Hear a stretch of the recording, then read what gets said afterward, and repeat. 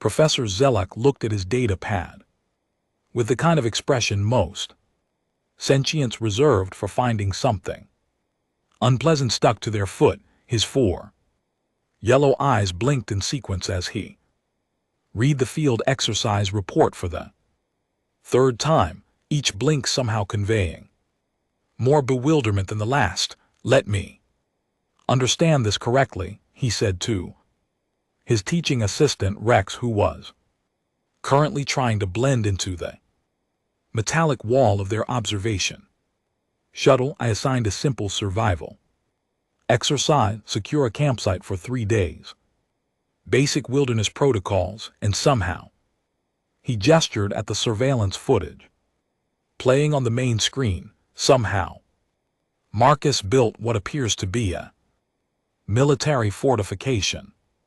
On screen, the human in question was methodically pounding wooden stakes into the ground with a rock he'd somehow fashioned into a hammer. Around him, a perimeter of sharpened logs formed what could only be described as a palisade. Beyond that, carefully arranged pit traps dotted the landscape in a pattern that would make a defensive strategist weep with joy. Well, Vex ventured, his voice carrying the tone of someone desperately hoping not to be asked follow-up questions. The assignment did say to secure the camp. It said secure the camp, not establish a forward operating base. Zelek's tentacles writhed in agitation. Look at this. He's got watchtowers made from trees he apparently felled with his bare hands. The footage switched to another angle showing Marcus directing his fellow students in what appeared to be Milidar defensive positions. Thraxian named Kel was crouched behind a log barricade, looking confused but oddly excited. Nearby, Zur the Vorthon was practicing what could only be described as combat roles, having apparently been infected by whatever madness had seized the human. Oh, and don't even get me started on the patrol schedules. Zell continued scrolling through more data. He's divided the other students into shifts, complete with hand signals, rally points, and what he calls overlapping fields of fire. What does that even mean? Rex consulted his own tablet. According to the glossary the human provided, and yes, he made a glossary, it refers to positioning defensive elements so that their effective ranges complement each other, ensuring no approach vector remains undefended. There was a long pause. Zelek's eyes all focused on his assistant. He made a glossary, a comprehensive one with diagrams. Of course he did. The professor rubbed his temples with 2 of his tentacles.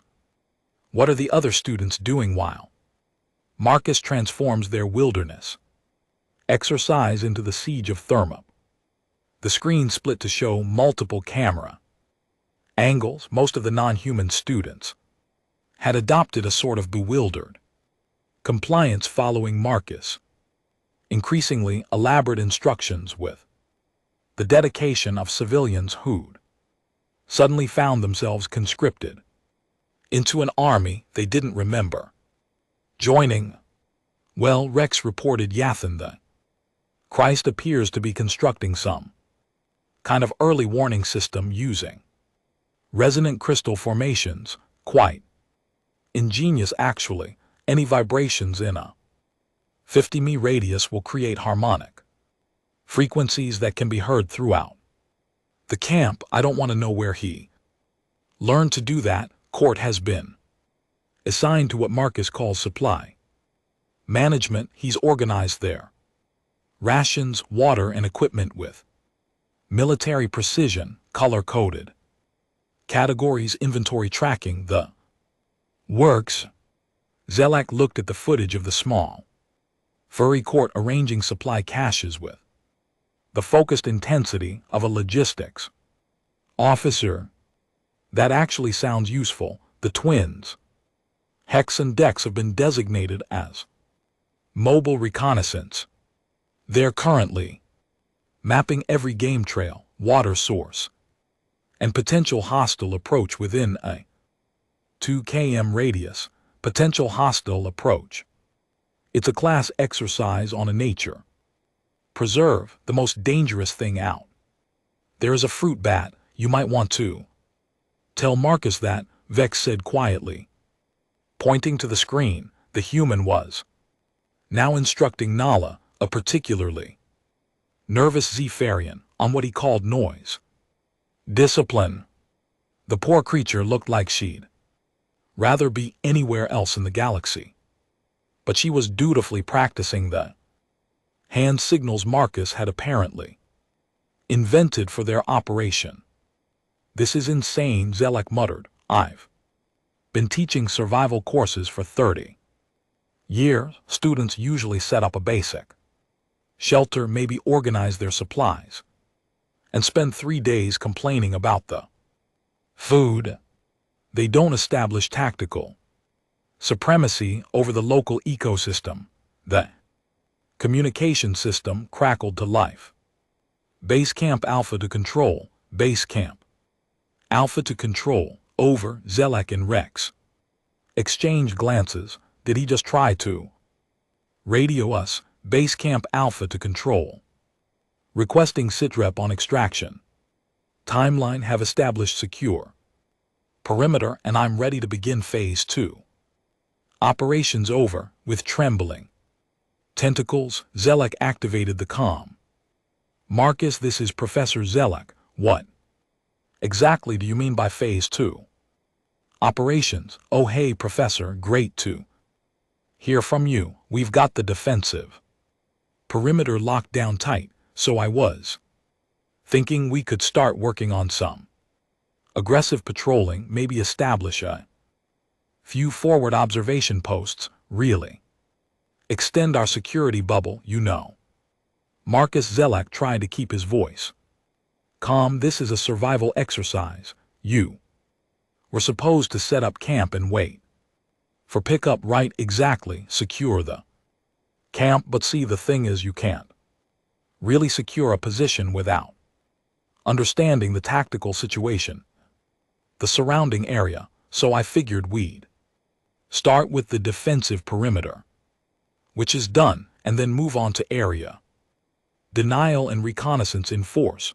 Rex was frantically taking notes. Should I be writing this down? Oh, and Professor, we're going to need a resupply drop. I've calculated our defensive stores against probable consumption rates, and if we're going to hold this position for an extended period, we're going to need more also maybe some wire for improved obstacle construction. You want me to airdrop military supplies to class exercise? Well, not military supplies exactly. I mean, we're making do with what we have, but if this were a real situation, we'd want proper material. The improvised explosive devices I've been working on are functional, but they lack stopping power. The silence that followed was so complete that Rex later swore he could hear his own circulatory system working. I'm sorry, Zelek said. Finally, did you say explosive devices? Just small ones, mostly noise makers. Really, though I did figure out how to make some decent flashbangs using local materials. Want to see? No, Zelek practically shouted. No, I do not want to see. Marcus, I want you to listen very carefully. This is not a military operation. You are not under siege. You are on a class field trip to practice basic wilderness survival. I understand that, Professor, but with respect, basic wilderness survival includes threat assessment and defensive preparations. I mean, what if something had gone wrong? What if there were hostile forces in the area? You want us to be prepared, right? Zelek looked at the multiple Camera feeds showing his students moving through the forest with military precision, using hand signals and maintaining formations that would make a Marine proud. Marcus, what hostile forces could there possibly be on a nature preserve? Well, that's exactly the kind of thinking that gets people killed. Professor, you always have to assume the worst case scenario. What if there were poachers? What if some kind of territorial dispute spilled over? What if this whole thing was a test to see how we'd handle an actual crisis situation? The professor felt something that might have been an aneurysm starting behind his third eye. It's not a test, it's literally just camping. That's what they want us to think, Marcus replied, and somehow Zelek could hear the grin in his voice on screen. The human was now briefing his fellow students around what appeared to be a sand table, a detailed topographical model of the surrounding area, complete with marked positions, approach routes, and what looked suspiciously like tactical symbols. As you can see, Marcus was saying to his captive audience, we've got excellent sight lines from positions Alpha through Delta. The creek provides a natural obstacle on our eastern flank, and the cliff face gives us security to the west. Our main concern is this ridge line to the north. It's the obvious approach for any hostile force. Nala raised a tentative hand. Marcus, I hate to interrupt, but what hostile force? This is a wildlife preserve. The most aggressive thing here is a berry-eating rodent, exactly the kind of complacency that gets squads wiped out. Marcus replied, seriously, you never know what you're going to face out here. Better to be overprepared than dead. Yathan, who had been quietly enjoying the entire spectacle, chimed in with his melodious, crystalline voice. I have to admit, this is far more engaging than the usual survival exercise. At least we're learning practical skills. Practical skills? Zelek sputtered over the comm. This is not practical, this is paranoid delusion. With respect, Professor Marcus replied, Panya is just situational awareness taken to its logical conclusion. And speaking of which, we've detected some unusual movement patterns in Sector 7. I'm recommending we send out a reconnaissance patrol. The movement patterns are probably wildlife. Probably, but probably gets people killed. Hexdex, you're up. Standard recon pattern. Radio check every 15 minutes, and if you see anything unusual, you fall back immediately and report. The two students who had apparently embraced their new roles as scouts gave what could only be described as military-style acknowledgments and melted into the forest with disturbing efficiency. Vex looked up from his notes.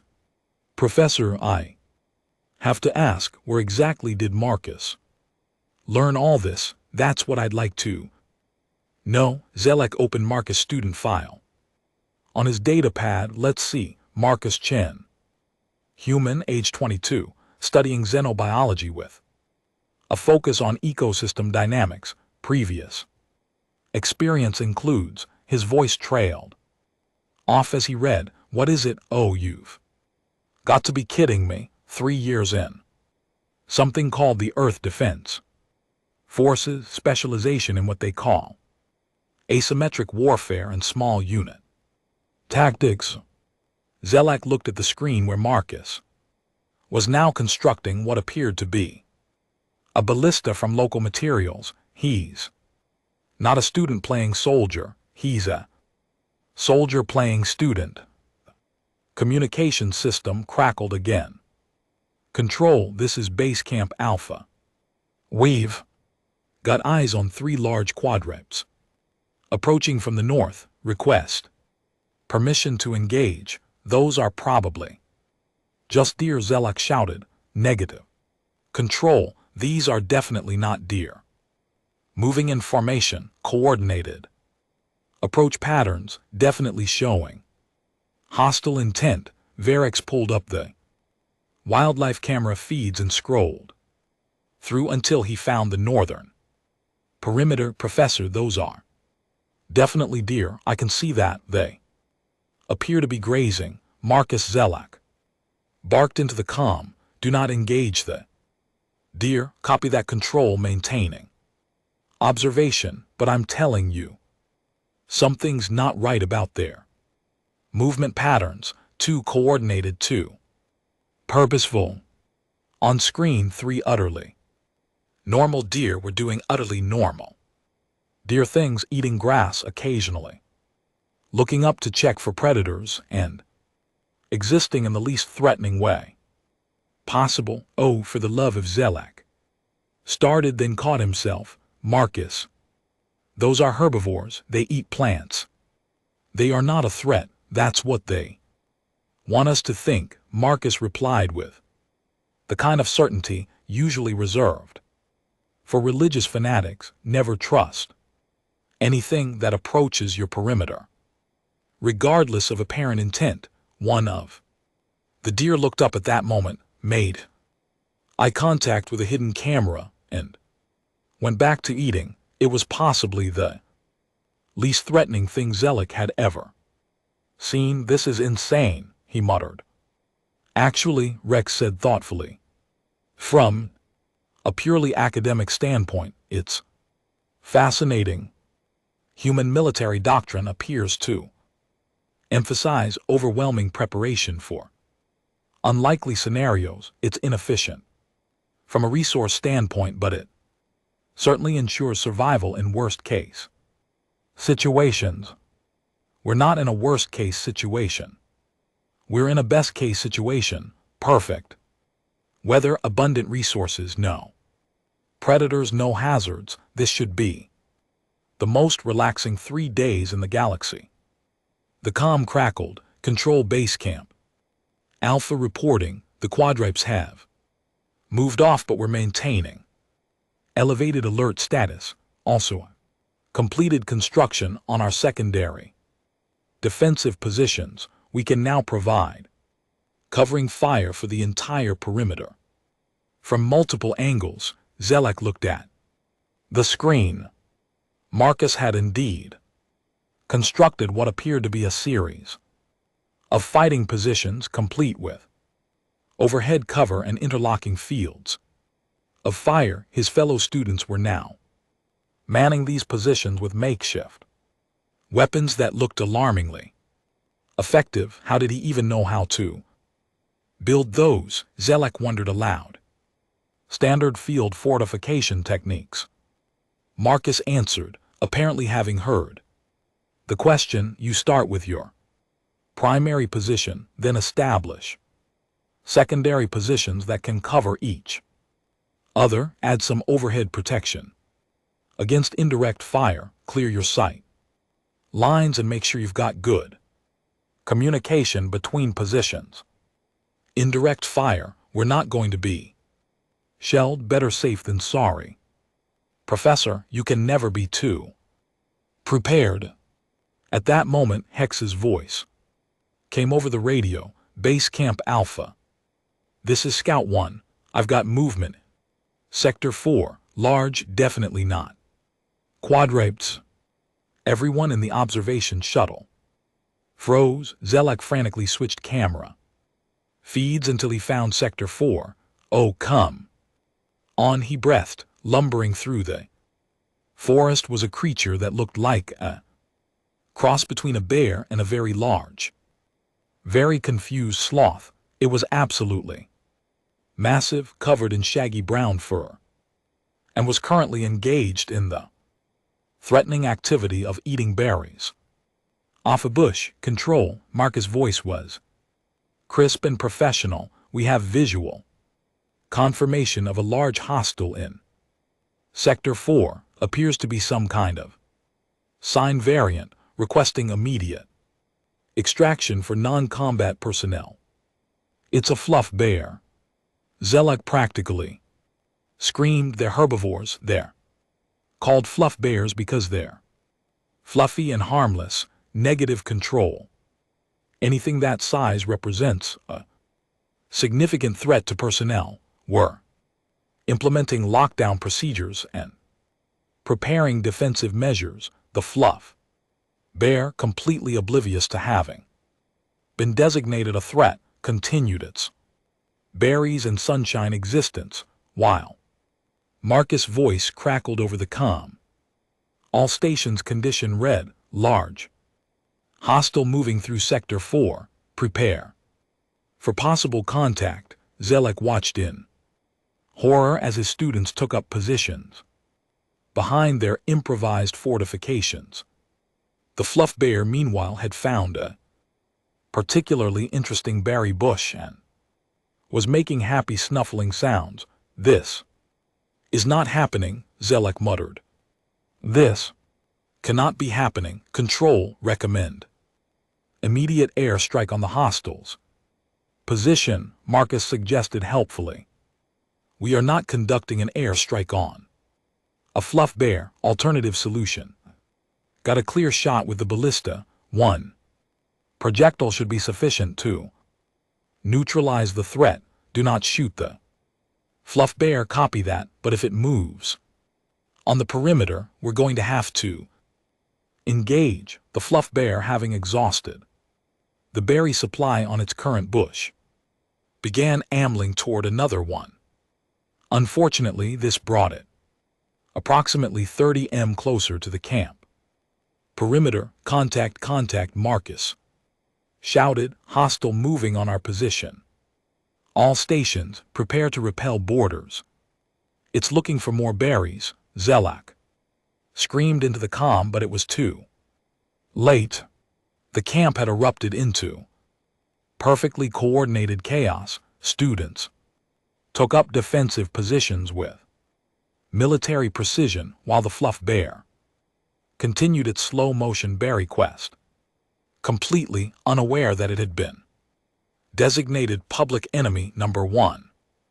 Taking the shot, Marcus announced, no. The ballista fired with a sound like a tree branch snapping. The improvised projectile, a sharpened stick about the size of a small spear, sailed through the air in a perfect arc and embedded itself in the ground approximately 3 m in front of the fluff bear. The creature looked at the stick with mild curiosity, sniffed it once, decided it wasn't edible, and went back to its berries. Miss, Marcus reported calmly. Reloading. Stop shooting at it, Zelak pleaded. Professor, with respect, that thing weighs at least 300 kilos. If it charges our position, our defensive perimeter won't hold. The fluff bear, having found a berry bush that met its exacting standards, settled down for what appeared to be an extended snacking session. It looked about as likely to charge anything as a particularly lazy sofa. It's not going to charge. It's eating berries. That's what they do. Behavioral patterns can change without warning, Marcus replied, apparently quoting from some manual. Large mammals are unpredictable and should always be treated as hostile until proven otherwise. It's proven otherwise. It's been proving otherwise for the last 10 minutes. Vex, who had been quietly observing the entire spectacle, cleared his throat. Professor, perhaps we should consider early extraction. You think? Base Camp Alpha, this is Control, Zelak said into the comm. Maintain current positions, but do not, and I cannot stress this enough, do not engage the local wildlife. Extraction will commence in 30 minutes. Copy that, Control, but I recommend we maintain elevated security protocols until pickup. That hostile is still in the area, and there could be others. Zelak looked at the screen where the fluff bear was now lying on its Back paws in the air, taking what appeared to be a post-snack nap in the afternoon sun. Yes, Marcus, I'm sure. It's plotting something. That's exactly the kind of complacency that gets people killed. Yes, I know. Zelak rubbed his temples again. Just maintain positions and try not to declare war on anything else before we get there. Understood, Control, but I'm keeping the ballista trained on the hostiles position. Of course you are. The next 30 minutes passed with Marcus providing a running commentary on the tactical situation, which apparently consisted of the fluff bear sleeping, 3 birds doing bird things, and a small rodent that Marcus designated as a potential infiltrator until it scampered up a tree and disappeared when the extraction shuttle finally arrived. Zelak was amazed to see his students emerge from positions he hadn't even known existed. They'd somehow managed to camouflage their defensive work so well that from the air the site looked like pristine wilderness. Only when they began dismantling their fortifications did the true scope of Marcus engineering become apparent. How did you even build all this in 3 days? Zelak asked as he watched students emerge from spider holes in concealed positions like some kind of woodland special forces unit. Efficient resource utilization and proper task management, Marcus replied, shouldering a pack that looked like it belonged in a military surplus store. Plus, everyone really stepped up once they understood the tactical situation. What tactical situation? Zelak demanded. There was no tactical situation. Marcus gestured toward the sleeping fluff bear. Tell that to our furry friend over there. It's sleeping. Tactical patience. Classic predator behavior. Zelak gave up. Some battles, he realized, could not be won through logic or reason. Some battles could only be survived. As the students filed onto the extraction shuttle, chattering excitedly about their deployment and already planning improvements for next time, Vex leaned over to his professor. You know, he said quietly, their survival rate would have been 100%. It was already 100%.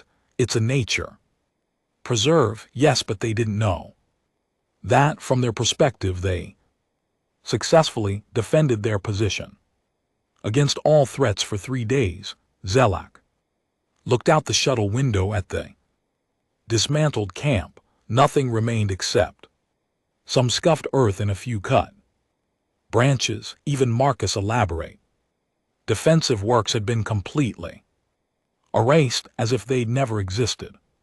At least tell me he won't do this again, Zelak pleaded. Marcus, overhearing from across the shuttle, grinned. Actually, Professor, I was thinking for the next exercise we could work on mobile operations. You know, establish a base camp, then conduct reconnaissance in force to map the entire area, maybe set up some forward operating bases, practice field communication, work on our small unit tactics. Zelak's head hit the shuttle wall with a soft thunk. Or, Marcus continued cheerfully, if you really want to make it interesting, we could try a live fire exercise. I've got some ideas for constructing proper training weapons from local materials.